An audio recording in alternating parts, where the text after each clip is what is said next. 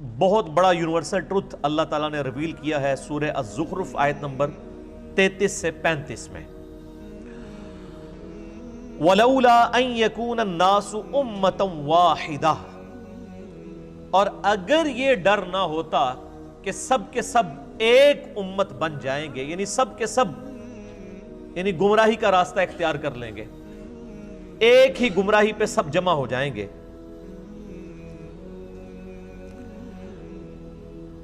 لَجَعَلْنَا لِمَنْ يَكْفُرُ بِالرَّحْمَنِ لِبُيُوتِهِمْ سُقُفًا، تو اللہ تعالیٰ فرماتا ہے کہ ہم رحمان کے جو منکر ہیں،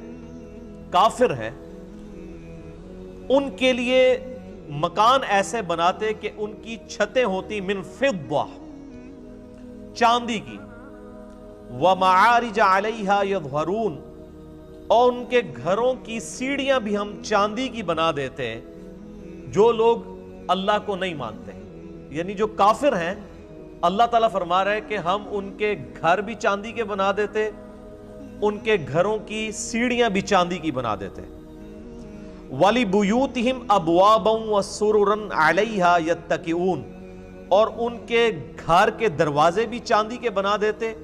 اور ان کے وہ تخت بھی جن پر وہ تکیہ لگائے بیٹھے ہیں وہ بھی چاندی کے بنا دیتے، وَزُخْرُفًا، اور یہ سب چیزیں سونے کی بھی بنا دیتے۔ یہی لفظ ہے زخرف جس کی وجہ سے سورت کا نام سورہ الزخرف ہے۔ اللہ تعالیٰ فرماتا ہے اگر اس بات کا ڈر نہ ہوتا کہ سب کے سب لوگ ہی کافر ہو جائیں گے، کافروں کی جو شاہانہ زندگی کو دیکھ کر، تو ہم جتنے کافر ہیں ان کے گھر چاندی کے بنا دیتے، ان کے گھروں کے دروازے چاندی کے بنا دیتے، ان کے گھروں کی سیڑھیاں چاندی کی بنا دیتے، ان کے تخت چاندی کے اور سونے سے یہ ساری چیزیں بنا دیتے، کافروں کو ہم سونا چاندی سے مالا مال کر دیتے، اگر ہمیں یہ ڈر نہ ہوتا کہ کافروں کی یہ شان دیکھ کے ساری کافر ہو جائیں گے۔ اندازہ کریں، وَإِن كُلُّ ذَلِكَ لَمَّا مَتَاعُ الْحَيَاةِ الدُّنْيَا، اور یہ سب کی سب رونق والی چیزیں، سونا اور چاندی، دنیا کی زندگی کا سامان ہے، وَالْآخِرَةُ عِنْدَ رَبِّكَ لِلْمُتَّقِينَ، اور آخرت تو تمہارے رب کے ہاں پرہیزگاروں کے لیے ہے، خدا سے ڈرنے والوں کے لیے، خدا کی شناخت رکھنے والوں کے لیے۔ یہ بڑی اہم ترین آیات ہیں۔ اللہ تعالیٰ فرماتا ہے کہ اگر ہمیں اس بات کا ڈر نہ ہوتا کہ کافروں کے سونا چاندی سے بنے ہوئے مکانات، سیڑھیاں، دروازے اور یہ تخت، یہ چیزیں دیکھ کے سب لوگ کافروں سے متاثر ہو کر کافر نہ ہو جاتے، تو ہم کافروں کو یہ سب کچھ عطا کرتے، یعنی اتنی بڑے لیول کی آزمائش ڈال دیتے کہ اہل ایمان پہ یہ آزمائش ڈالتے کہ اب بتاؤ اللہ کی طرف آنا ہے کہ شیطان کی طرف۔ تو ڈر یہ تھا کہ کافروں کی شان دیکھ کے سب شیطان کا راستہ اختیار کر لیتے کہ اے جہاں مٹھا اگلا کس نے ڈٹھا، یعنی یہ دنیا کی لذتوں سے فائدہ اٹھاؤ، آخرت کس نے دیکھی ہے۔ تو اس چیز کا ڈر تھا، اس کے بغیر ہی لوگ رحمان سے غافل ہو چکے ہیں۔ آج کسی کے پاس دولت ہے تو لوگ کہتے ہیں دیکھیں جی اللہ کا بڑا فضل ہے اس کے اوپر، کوئی دنیاوی منصب ہے اس کو وہ اللہ کا فضل سمجھ رہے ہوتے ہیں، حالانکہ یہ ضروری نہیں، فضل ہو بھی سکتا ہے اگر حضرت ابوبکر عمر عثمان علی والی خلافت ہو، اور یہ اللہ تعالیٰ کی طرف سے آزمائش ہو سکتی ہے اگر جو ہے وہ آل امیہ اور آل عباس جیسی خلافت ہو، سو کالڈ یا ملوکیت۔ تو ان آیات کی روشنی میں میرے بھائیوں یہ بات کھل کے سامنے آ گئی کہ اللہ تعالیٰ نے دنیا میں جس کو بھی کوئی مال و متاع دیا ہے تو وہ دنیا کی زندگی کے برتنے کا سامان ہے،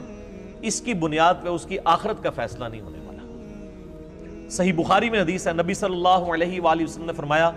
دو چیزیں ایسی ہیں جس کے بارے میں اکثریت انسانوں کی اکثریت غافل ہے،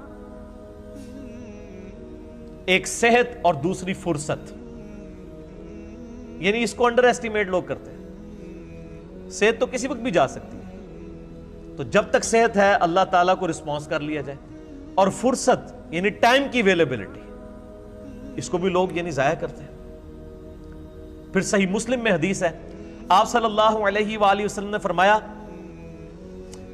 کہ دنیا اور آخرت کی مثال اس طرح ہے جیسے کوئی سمندر میں انگلی ڈبوئے، اس کے ساتھ جو پانی لگتا ہے وہ دنیا کی زندگی ہے، اور سمندر انفینٹ انلمیٹڈ آخرت کی زندگی ہے۔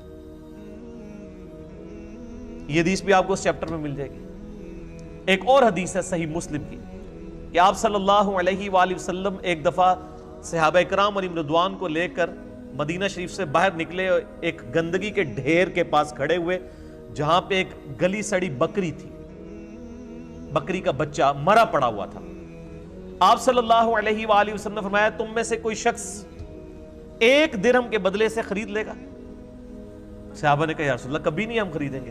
تو آپ نے فرمایا اللہ تعالیٰ کے نزدیک پوری دنیا اور جو کچھ اس کے اندر ہے اس کی اہمیت اس گلی سڑی بکری جتنی بھی نہیں ہے،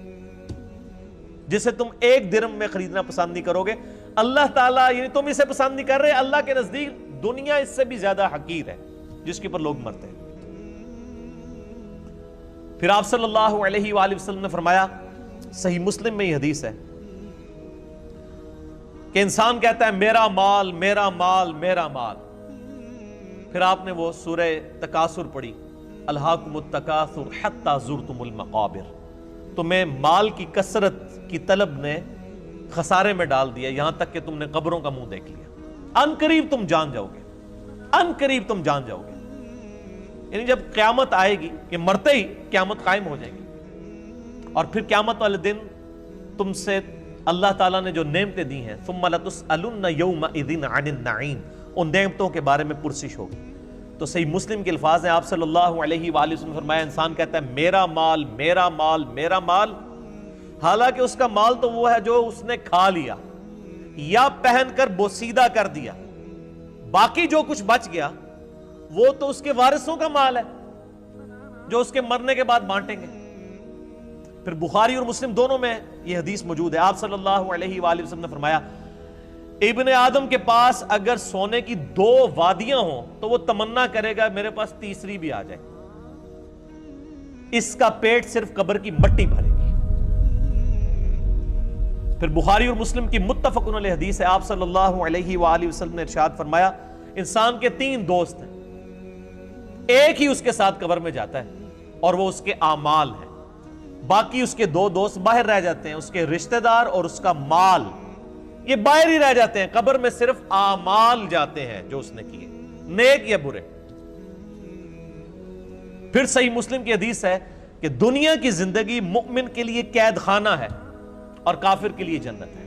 جو دنیا میں جنتیوں والی زندگی گزار رہا ہے وہ سمجھ لے کہ اس کی آخرت سٹیک پہ لگی ہوئی ہے۔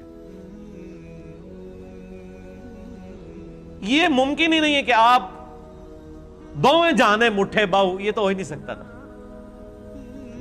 یعنی دنیا کی کاسٹ پہ ہی آپ کو آخرت ملنی ہے، جو سورہ توبہ میں آیا کہ ہم نے مومنین کی جانیں اور مال جنت کے عوض خرید لیے ہیں، جان بھی خرید لی مال بھی خرید لیا، تب جنت دیں گے، سورہ توبہ میں آتا ہے۔ تو یہ بڑا مشکل معاملہ ہے،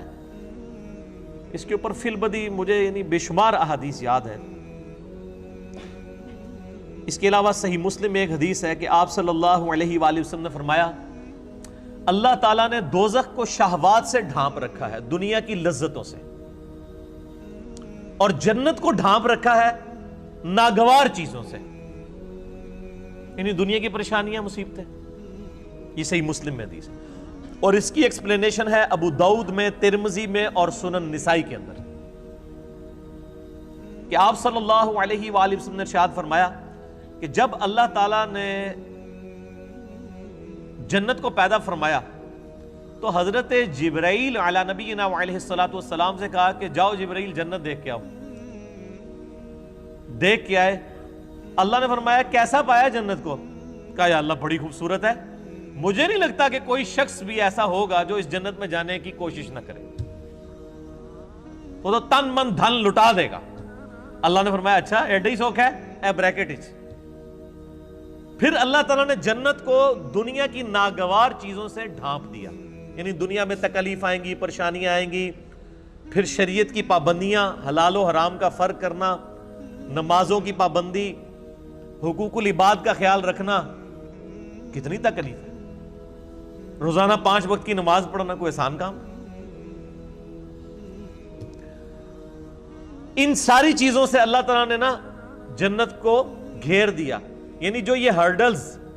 آبسٹیکلز یہ کراس کرے گا وہ جنت تک پہنچے گا۔ اور جبریل سے کہا ذرا آپ جنت کو دیکھ کے آؤ نا، وہ دیکھ کے آئے نا،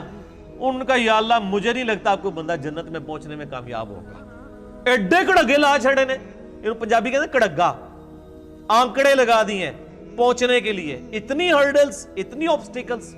مجھے نہیں لگتا آپ کو جنت میں پہنچنے میں کامیاب ہوگا۔ یہ حضرت جبرائیل فرشتوں کا سردار کہہ رہا ہے۔ پھر اللہ نے فرمایا اچھا ذرا دوزخ کو دیکھ کے آؤ، جہنم کو دیکھ کے کہا یا اللہ اتنا سخت عذاب، مجھے نہیں لگتا کہ کوئی بندہ ایسے عمل کرے کہ وہ دوزخ میں جانے کے لیے کوشش کر رہا ہو۔ توبہ توبہ توبہ،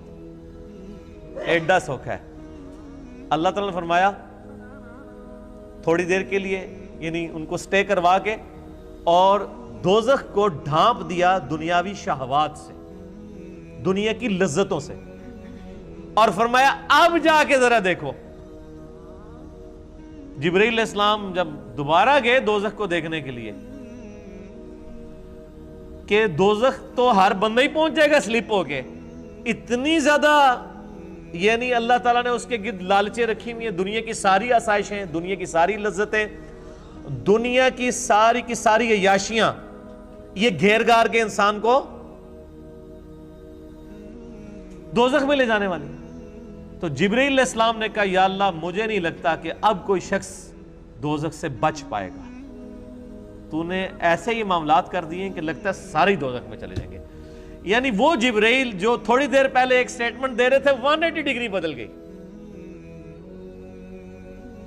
کیوں بدل گئی؟ کیونکہ جبرائیل علیہ السلام نے طارق جمیل صاحب کے لیکچرز نہیں سنے ہوئے تھے۔ میرے بھائیوں خدا بڑا ڈاڈا ہے، خدا کا کبھی ایک رخ بیان نہ کرے۔ یہ یعنی میں نے گھر تو نہیں، یہ ساری حدیثیں بخاری مسلم سے ہیں، یہ کوئی قصہ کہانیاں تو نہیں صوفیاء کی کتابوں کی لکھی ہوئی میں بیان کر رہا ہوں، یہ بخاری مسلم بیان کر رہا ہوں۔ یہی وجہ ہے صحیح بخاری میں حدیث ہے، نبی صلی اللہ علیہ وآلہ وسلم ایک چوراہے کے پاس سے گزرے، کچھ صحابہ کہہ کے لگا رہے تھے، ہنس رہے تھے، آپ رک گئے۔ آپ نے فرمایا جو کچھ میں جانتا ہوں اگر تم جانتے ہوتے تو بہت کم ہنستے، زیادہ رویا کرتے۔ آج مجھے ایک بھائی پوچھ رہے تھے جی، وہ طارق جمیل صاحب کہتے ہیں کہ آج کل کچھ نوجوان مبلغین ہیں، انہوں نے لوگوں کو یعنی خدا سے دور کر دیا، ایک تھانے دار کا کانسیپٹ دیا ہے خدا کے بارے میں۔ یہ تھانے داری والا معاملہ نہیں ہے میرے بھائیوں، یہ خدا کا وہ تعارف ہے جو قرآن کے اندر ہے، جو اللہ کے محبوب صلی اللہ علیہ وآلہ وسلم نے ہمیں کروایا ہے۔ پورے قرآن کے اندر قرآن کا جو مزاج ہے اس میں کہیں یہ بات نہیں آئی ہے کہ آپ اللہ کے نافرمان ہو اور ڈٹے رہیں اور اللہ معاف کر دے گا، ناٹ ایٹ آل۔ ہمیشہ یہ ہے کہ جس شخص نے اللہ کی طرف رجوع کیا، توبہ کی، اپنی اصلاح کی، پھر اللہ تعالیٰ کو غفور رحیم پاؤ گے۔ یعنی اس کے اوپر درجنوں آیات ہیں، میں نے مسئلہ نمبر 18 توبہ اور گناہ کبیرہ کے اوپر، اس میں یہ ساری آیات ڈسکس کی ہیں، جسے شوق ہے تو وہ دیکھ لیں۔ تو یہ بڑا کریٹیکل ایشو ہے۔ لیکن اس کے بعد پھر موجیں ہی موجیں ہیں جی۔ صحیح مسلم میں ایک حدیث ہے، اللہ تعالیٰ قیامت والے دن ایک ایسے شخص کو بلائے گا جس نے دنیا میں بڑی عیاشی کی زندگی گزاری ہوگی، لیکن اللہ تعالیٰ کو رسپانس نہیں کیا ہوگا۔ اللہ تعالیٰ فرمائے گا فرشتوں ذرا اس کو پکڑ کے ایک دوزخ کا پھیرا لگواؤ نا، ایک کی پھیرا، کہنا نا ایک پھیرا لگے گا، ایک پھیرا لگے گا نا۔ اللہ تعالیٰ اس کو بلا کے پوچھے گا ہاں بھئی کوئی دنیا میں تو نے آسائش کا دن گزارا؟ کہے گا یا اللہ تیری عزت کی قسم میں نے دنیا میں کبھی آسائش نہیں پائی،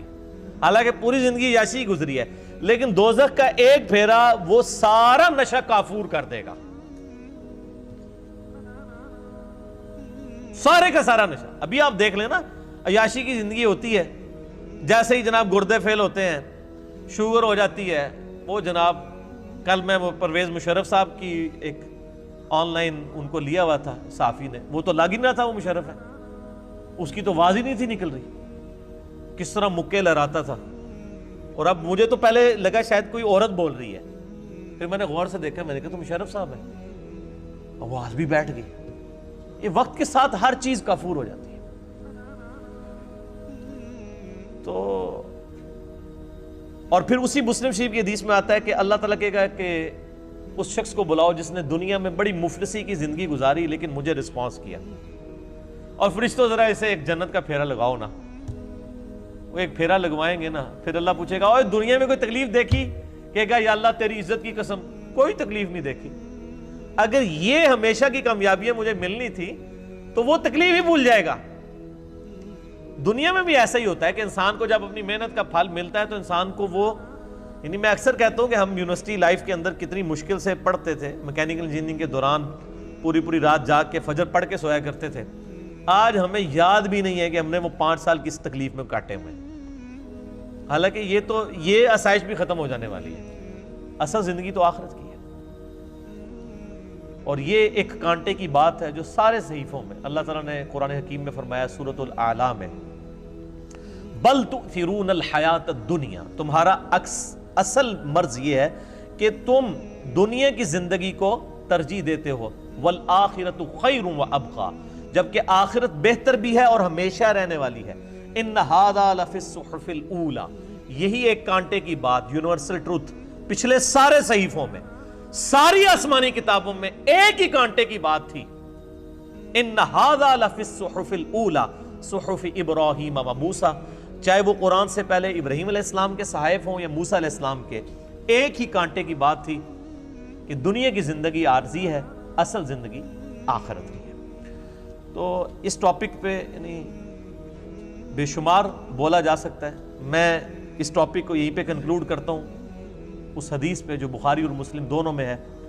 آپ صلی اللہ علیہ وآلہ وسلم نے فرمایا، اے اللہ محمد اور آل محمد صلی اللہ علیہ وآلہ وسلم کو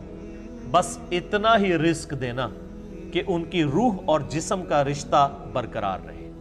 بس سانس چلتی رہے، اتنا مجھے رزق ملے، میں اس پہ خوش ہوں۔ نبی صلی اللہ علیہ وآلہ وسلم، بخاری و مسلم۔